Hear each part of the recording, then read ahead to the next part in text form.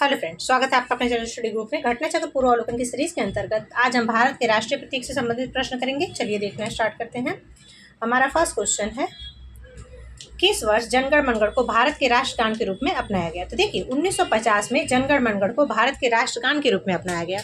और ये कब अपनाया गया? तो 24 जनवरी 1950 को, यानी कि जब हमारा देश गणतंत्र हुआ उसके ठीक 2 दिन पहले। और इस दिन यानी कि 24 जनवरी 1950 के दिन किसको किसको अपनाया गया? तो राष्ट्रगान को, राष्ट्रगीत को। और इसी दिन यानी कि 24 जनवरी 1950 को ही डॉक्टर राजेंद्र प्रसाद को भारत का पहला राष्ट्रपति चुना गया। तो ये बात भी आपको याद रखनी है। फिर नेक्स्ट क्वेश्चन है, भारत की संविधान सभा द्वारा राष्ट्रगान जनगण मनगढ़ का हिंदी प्रारूप कब अपनाया गया? तो ये अपनाया गया था 24 जनवरी 1950 को, यानी ऑप्शन नंबर बी इसके लिए सही होगा। फिर नेक्स्ट क्वेश्चन है, संपूर्ण राष्ट्रगान का वादन गायन काल है, यानी जब हम राष्ट्रगान गाते हैं तो उसको गाने में कितना समय लगता है? तो 52 सेकेंड। ऑप्शन नंबर सी इसके लिए सही होगा। फिर नेक्स्ट क्वेश्चन है, भारत शासन द्वारा राजकीय चिन्ह यानी स्टेट एम्बल जो है कब से अंगीकृत यानी अडॉप्ट किया गया? तो देखिए जो भारत का राजकीय चिन्ह है उसको कब से अपनाया गया? तो वो अडॉप्ट किया गया 26 जनवरी 1950 से। कब से? 26 जनवरी 1950 से, यानी ऑप्शन नंबर डी जो है इसमें सही होगा। फिर नेक्स्ट क्वेश्चन है, और ये कहाँ से लिया गया है? तो ये जो है वाराणसी में स्थित सारनाथ के अशोक के सिंह स्तंभ से लिया गया है। ठीक है, तो ये बात भी आपको याद रखनी है। फिर नेक्स्ट क्वेश्चन है, भारत की संविधान सभा ने राष्ट्रीय ध्वज का सर्वप्रथम कब स्वीकार किया गया था? तो देखिए राष्ट्रीय ध्वज को कब स्वीकार किया गया? तो 22 जुलाई 1947 को, यानी ऑप्शन नंबर ए इसमें सही होगा। क्वेश्चन है, निम्नलिखित कथनों पर विचार कीजिए। भारत की संविधान सभा ने राष्ट्रीय ध्वज का प्रारूप 22 जुलाई 1947 को अपनाया। तो ये बात तो सही है। ठीक है, राष्ट्रीय ध्वज के बीच चक्र में 21 तीलियां हैं। 21 तीलियां हैं क्या? नहीं, जो राष्ट्रीय ध्वज है उसके अंदर कितनी तीलियां होती हैं? 24 तीलियां। और ये जो 24 तीलियां हैं ये किसका प्रतीक है?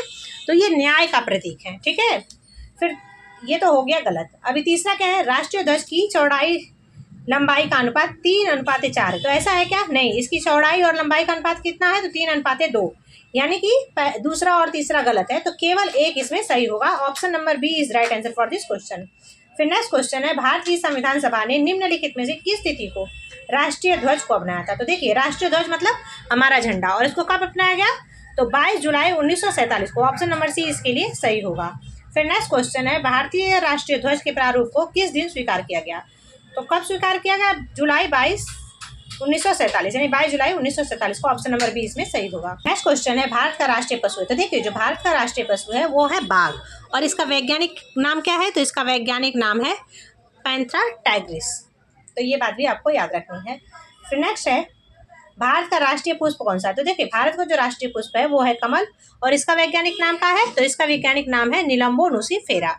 तो ये बात भी आपको याद रखनी है। फिर नेक्स्ट है, भारत का राष्ट्रीय पक्षी कौन है? तो देखिए जो भारत का राष्ट्रीय पक्षी है वो है मोर, और इसका जो वैज्ञानिक नाम है वो है पाओ क्रिस्टेटस। तो ऑप्शन नंबर सी इसके लिए सही होगा। फिर नेक्स्ट क्वेश्चन है, भारतीय राष्ट्रीय ध्वज में चक्र किसका प्रतीक है? तो देखिए चक्र किसका प्रतीक है?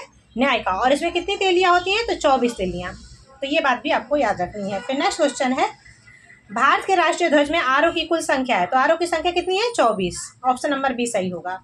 फिर नेक्स्ट क्वेश्चन है, भारतीय राष्ट्रीय पंचांग के संबंध में कौन सा कथन सही है? तो देखते हैं, भारतीय राष्ट्रीय पंचांग विक्रम संवत पर आधारित है। तो ये विक्रम संवत पर आधारित है क्या? नहीं, जो भारतीय राष्ट्रीय पंचांग है वो शक संवत पर आधारित है। किस पर आधारित है? शक संवत पर। तो ये बात आपको याद रखनी है, यानी पहला हो गया गलत। फिर राष्ट्रीय पंचांग 26 जनवरी 1950 से अपनाया गया। तो 26 जनवरी 1950 से अपनाया गया था क्या? नहीं, ये कब से अपनाया गया है?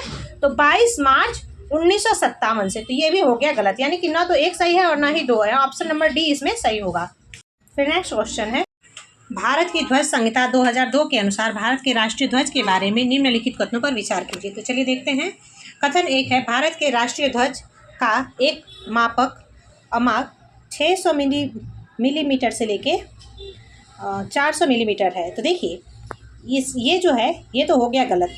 ठीक है, और दूसरा क्या है? कथन 2 है, ध्वज की लंबाई और ऊंचाई का अनुपात 3:2 होगा। तो दूसरा तो हो गया सही, यानी कि कथन 1 गलत है और कथन 2 सही है। तो ऑप्शन नंबर डी जो है इसमें सही आंसर होगा। अब देखिए कैसे, तो देखिए ये जो इसका माप है झंडे का वो क्या क्या है? तो वो जो है 3:2 में होता है ना। तो जो सबसे कम वाला है वो कितना है? मान लीजिए 150 है और यहाँ पर 100 है, ठीक है।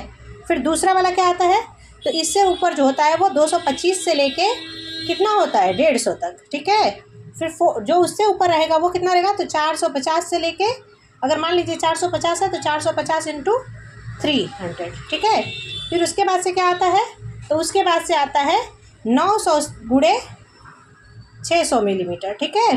फिर उसके बाद से क्या आएगा, तो आएगा 1800 गुणे 1200 मिलीमीटर, ठीक है। फिर इसके ऊपर अगर आप जाएंगे तो क्या आएगा, 2700 गुणे 1500 मिलीमीटर, ठीक है। तो ये बात भी आपको याद रखनी है। फिर नेक्स्ट जो इसका एक माप है वो है 3600 गुणे 2400, ठीक है। और एक जो है आखिरी वाला वो कितना है, तो वो है 6300 गुणे 4200। तो ये बातें भी आपको रखनी है याद, क्योंकि ये जो है झंडे का जो 3:2 का माप है, यही माप इसके अंदर दिए गए हैं। लेकिन इन जितने भी मैंने आपको माप बताए उसमें 600 मिलीमीटर से लेके 400 मिलीमीटर तक कोई भी माप नहीं है, तो ये असत्य होगा, ठीक है। ये बात आपको याद रखनी है। तो ऑप्शन नंबर डी इसका सही आंसर था। ये टॉपिक यहीं पे खत्म होता है। Thanks for watching. फिर स्टडी, बाय बाय।